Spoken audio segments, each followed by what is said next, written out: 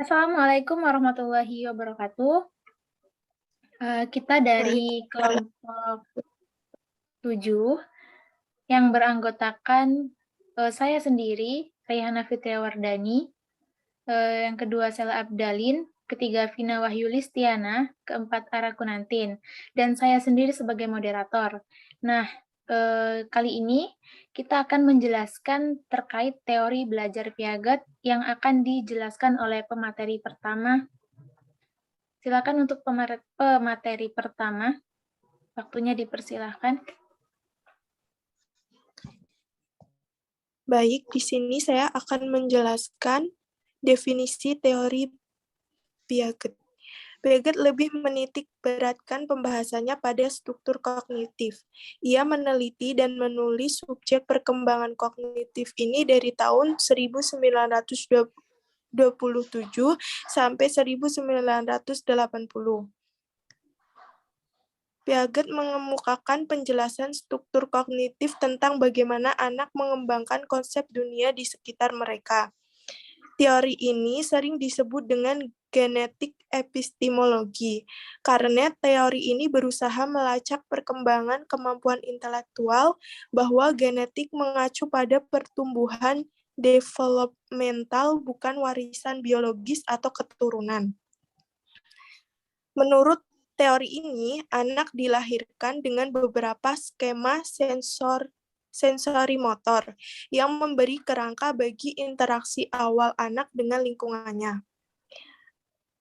Dengan kata lain, hanya kejadian yang dapat diasimilasikan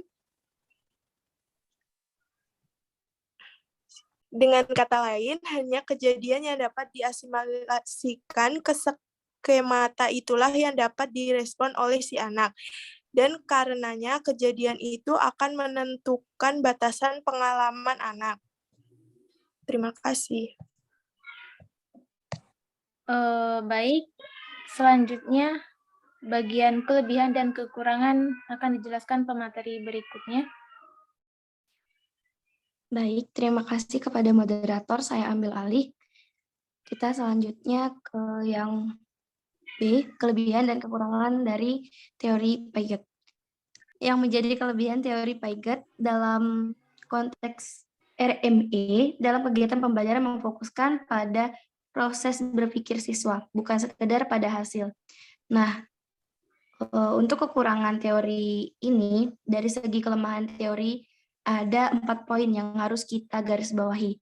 Yang pertama, menyatakan bahwa teori Piaget tidak mampu menjelaskan struktur, proses, dan fungsi kognitif dengan jelas. Yang kedua, tidak adanya kebenaran wujud dari 4 tingkat perkembangan kognitif yang direkomendasikan oleh Piaget. Yang kedua, tidak adanya kebenaran wujud dari 4 tingkat perkembangan kognitif yang direkomendasikan oleh Piaget. Hal ini dinyatakan oleh Gell-Mann dan Baillargeon pada tahun 1983. Yang ketiga, dari segi metodologi.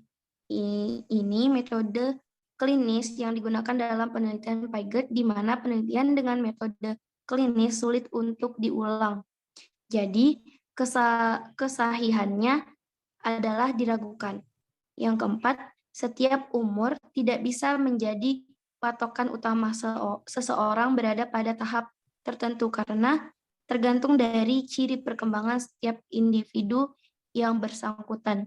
Bisa saja seorang anak akan mengalami tahap pra-operasional lebih lama daripada anak yang lainnya, sehingga umur bukanlah patokan utama.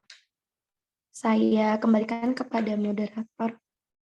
Ya, baik. Selanjutnya terkait materi karakteristik teori Jean Piaget. Nah, teori ini ada dua, karakteristiknya ada dua, yakni teori Piaget membahas kognitif atau intelektual. Jadi, perkembangan intelektual erat hubungannya dengan belajar, sehingga perkembangan intelektual ini dapat dijadikan landasan untuk memahami belajar. Nah, yang kedua, belajar dapat didefinisikan sebagai perubahan tingkah laku yang terjadi akibat adanya pengalaman dan sifatnya relatif tetap.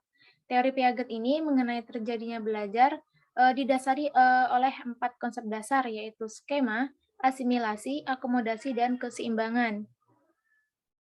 Nah, menurut Jean Piaget, salah seorang penganut aliran kognitif yang kuat, bahwa proses belajar sebenarnya terdiri dari 3 tahapan, yakni asimilasi, akomodasi, dan ekuilibrasi atau penyimbangan. Proses asimilasi adalah pengintegrasian informasi baru ke struktur kognitif yang sudah ada dalam benak siswa. Nah, akomodasi adalah penyesuaian struktur kognitif ke dalam situasi yang baru. Ekuilibrasi adalah penyesuaian berkesinambungan antara asimilasi dan akomodasi. Selanjutnya, pada tahap-tahap teori Jean Piaget akan dijelaskan oleh pemateri berikutnya.